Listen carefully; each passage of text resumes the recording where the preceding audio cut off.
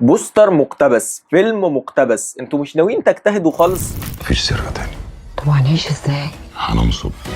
اهلا وسهلا بيكم في حلقه جديده وكلام في الافلام. والنهارده معانا للاسف فيلم فاميلي بيزنس بطوله محمد سعد، غادة عادل والكثير من النجوم. فتعالوا نخش في الموضوع على طول. قصه الفيلم بيتكلم عن اسره كلهم حراميه، فبيقرروا ان هم هيوقفوا سرقه وهينصبوا ازاي؟ هيروحوا يشتغلوا عند عيله غنيه جدا بهويات مختلفه. ايه النصب في كده؟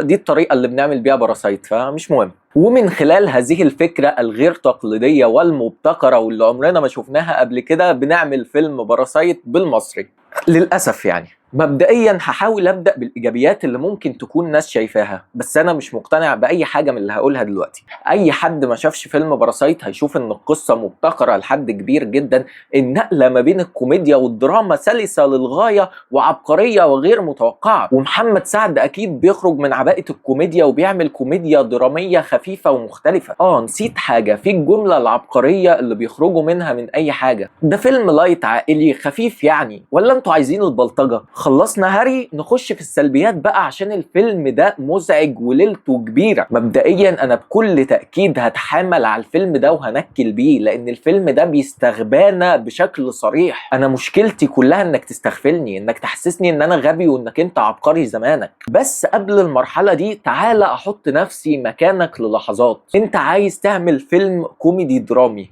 نبدأ بالكوميديا. هل انت عملت مواقف كوميدية حلوة؟ لا طبعا.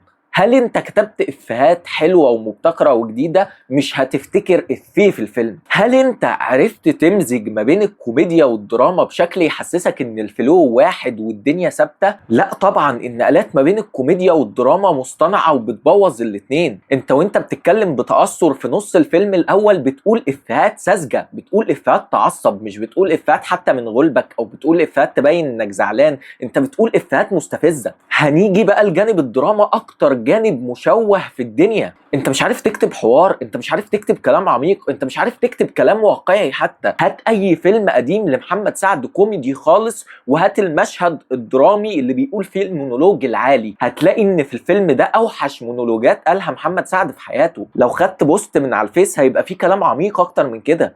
فين الكتابة يا جدعان؟ ده انت ما اجتهدتش في فكرة حتى. يعني انت خلصت نفسك تماما من فكرة الفيلم وناقشت لك 3 4 افلام، الكوري من هنا على الاجنبي من هنا على الانجليزي من هنا على العربي من هنا، حتى مش عارف تكتب حوار او نقاش عميق.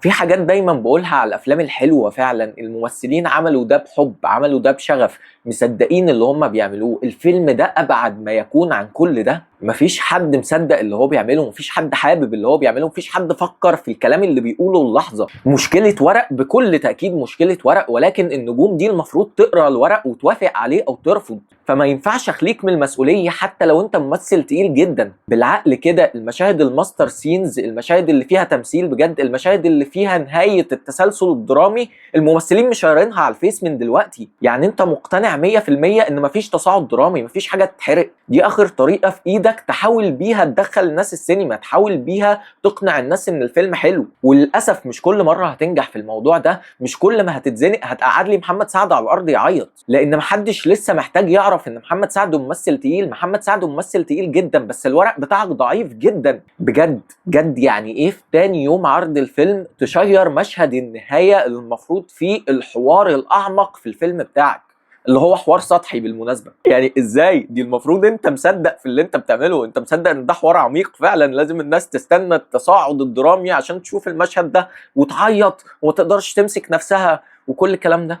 بجد بجد مش قادر افهم. يعني ممكن افهم الناس اللي ما شافتش باراسايت، ممكن افهم الناس اللي شايفه ان هم فعلا جددوا وجابوا فكره بره الصندوق وكل الكلام ده، بس الناس الحقيقيه مش قادر اقتنع ان هي تحب فيلم زي ده. بالمناسبه حتى الناس اللي ما شافتش باراسايت هيعجبها اخر نص ساعه في الفيلم، انما اول ساعه ونص للهلك. حتى المحاولات انك انت عاوز تشعبول لي فكره باراسايت وتجيب لي شرير بقى عشان نبقى ايه، عندنا جانب خير وجانب شر وكل الكلام ده، وحشه وحشه وما اتعملتش حلو. رغم انك انت معاك محمود عبد المغني ومحمد سعد، انت معاك ممثلين لو عايز دراما هيدوك، لو عايز كوميديا هيدوك، ولكن انت ما اديتهمش اي حاجه. مفيش في ايديهم ورق يساعد. عشان ما نضحكش على نفسنا، هل انا كنت داخل الفيلم ومتوقع ان هو هيبقى فيلم حلو؟ لا طبعا. ولكن ما توقعتش ان هو هيستغفلني، يعني ما توقعتش ان هو هيبقى عامل نفسه حاجه. الفيلم بجد عامل نفسه حاجه وهو فاضي، ودي حاجه تعصب. انا مش عايز اخش في تفصيل زي سذاجه النهايه او ان في شخصيات معرفناش نهايه قصتهم وحاجات تانية كتير، عشان عارف ان ده هلك ملوش اي داعي. الفيلم مخرتق وحش جدا على كل المقاييس. الناس اللي شايفه ان الفيلم ده حلو مهما ناقشتهم مش هيقتنعوا ان الفيلم ده وحش. وبالمناسبه انا مش عايز اقنعك ان هو فيلم وحش، بس انت هتعوز تقنعني ان هو فيلم حلو للاسف. اخيرا ربنا يتوب علينا من الحاجات دي، واتمنى ان الممثلين يقروا الورق قبل ما يقبلوه، واتمنى ان هم حتى لو ما عندهمش اطلاع على الافلام الاجنبيه يدخلوه على شات جي بي تي يقولوا له شفت القصه دي فين قبل كده يمكن. بس كده، لو عجبك اللي احنا قلناه ما تنساش تدوس لايك، قول لي رايك في الفيلم في الكومنتات، اشترك في القناه وشغل زر الجرس عشان يجيلك كل جديد. في الفيديوهات القديمه يمكن حاجه تعجبك. سلام.